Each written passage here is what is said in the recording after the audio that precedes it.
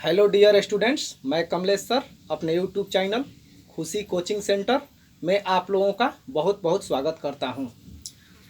Students, आज हम लोग मंगलम पाठ के अभ्यास मौखिक प्रश्नोत्तर के बारे में जानेंगे।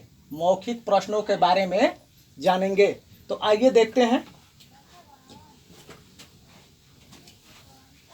आप लोग यहाँ पर थोड़ा ध्यान दीजिए। एक पदेन उत्तरम बदत, एक पद में उत्तर बोलो। आपका क नंबर प्रश्न है, हिरणमयेन पात्रेण कस्य मुखम अपिहितम। सोने रूपी पात्र से किसका मुख ढका हुआ है? तो सत्य से, सत्य का। आपका ख नंबर प्रश्न है, सत्य धर्माय प्राप्तये किम अपावृणुः। सत्य धर्म की प्राप्ति के लिए किसको हटा दें? तो हिरणमयेन पात्रेण, सोने रूपी पात्र को। ब्रह्मणः मुखम केन आच्छादितम अस्ति। सत्य का मुख किससे ढका हुआ है? तो हिरणमयेन पात्रेण, हिरणमयेन पात्रेण, सोने रूपी पात्र से। यहाँ ब्रह्मण का अर्थ सत्य इसलिए होगा चूंकि वैदिक शास्त्र में ब्राह्मण को ही सत्य कहा गया है, या ब्रह्म कहा गया है, या ईश्वर कहा गया है।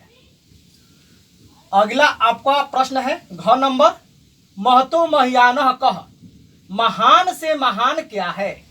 तो महान से महान क्या है? आत्मा है। आत्मा या तत्वम।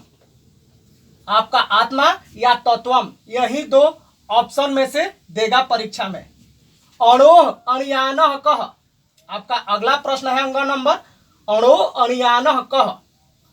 सूक्ष्म से सूक्ष्मतर क्या है? या इसका और भी हिंदी अनुवाद होगा, अणु से अणु क्या है, या छोटा से छोटा क्या है? तो क्या है? आत्मा, तत्वम। आपका 4 नंबर प्रश्न है, पृथ्वी व्यादे महत परिमाण युक्तात् पदार्थात् महतरः कह। संपूर्ण संसार में महान परिमाण युक्त पदार्थों से महान क्या है? तो आपका आत्मा है। यानी इस प्रकार भी इसे कह सकते हैं कि संसार में सबसे महान क्या है? तो आत्मा है। आपका 6 नंबर प्रश्न कह रहा है, किम दृशः पुरुषः निजेन्द्रियः प्रसादात् आत्मनः महिमानं पश्यति शोक रहितश्च भवति। कैसा पुरुष ईश्वर की कृपा से, निजेंद्रिय, निजेंद्र यहाँ पर ईश्वर को कहा गया, ईश्वर की कृपा से आत्मा की महिमा को देखता है और शोक रहित होता है। तो अक्रतुः, विद्वान। आपका अगला प्रश्न है ज नंबर, किम जयम प्राप्तनोति। किसकी जय होती है, या किसकी विजय होती है, या किसकी जीत होती है? तो सत्यम, सत्य की। किम जयम प्राप्तनोति, तो सत्यम। किसकी विजय होती है? तो सत्य की होती है। आपका झ नंबर प्रश्न है, किम जयम न प्राप्तनोति। किसकी विजय नहीं होती है? तो असत्यम, असत्य की। किसकी जीत नहीं होती है? तो असत्य की। किसकी विजय नहीं होती है? तो असत्य की। आपका अगला प्रश्न है, का नाम रूपयं च विहाय समुद्रे अस्तम गच्छन्ति।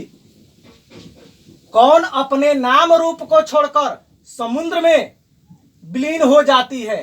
तो नद्यः, नद्यः। इस प्रकार से भी लिख सकते हैं, इस प्रकार से भी लिख सकते हैं, कोई दिक्कत नहीं है।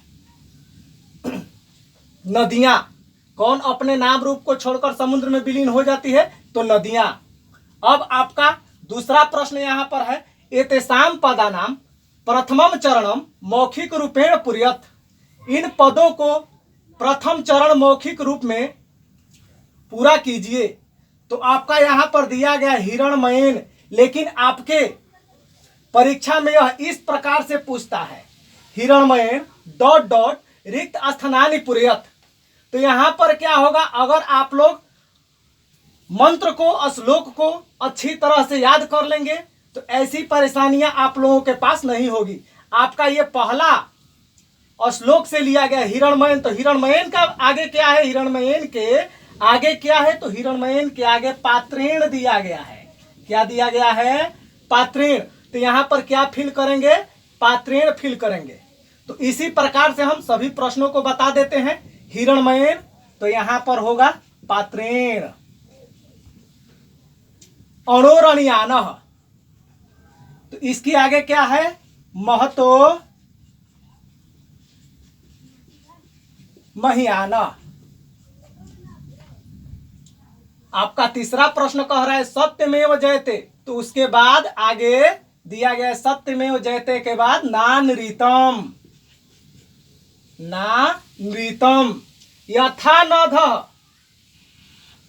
यथा नधः तो यहां पर होगा सयंद मानाह। आपका अगला प्रश्न है वेदाहमेतम, तो यहां पर हम फिल करेंगे वेदाहमेतम पुरुषम महानतम। पुरुषम महानतम। तो इस प्रकार से आप लोग इन प्रश्नों को समझ गए होंगे।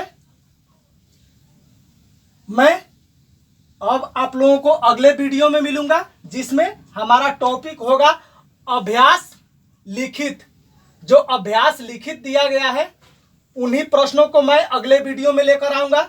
उसके बाद अगले वीडियो में मैं इस पाठ से रिलेटेड सभी प्रकार के हिंदी और संस्कृत ऑब्जेक्टिव प्रश्नों को लेकर आऊंगा। तब तक के लिए धन्यवाद।